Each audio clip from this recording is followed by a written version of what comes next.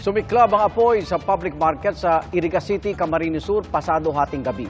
Mabilis na kumalat ang apoy sa mga paninda at mga tent sa paligid ng palengke.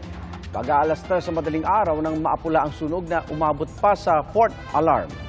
Mahigit 100 stall ang apektado at ayon sa Fire Marshal ng Iriga City Fire Station, may nakakita umano na natunaw ang rubber insulator ng ilang kable ng kuryente at dumapo sa mga trapal sa mga transient tent. Iniimbestigahan pa ito ng mga bumbero. Mga kapuso, sama-sama tayong maging saksi.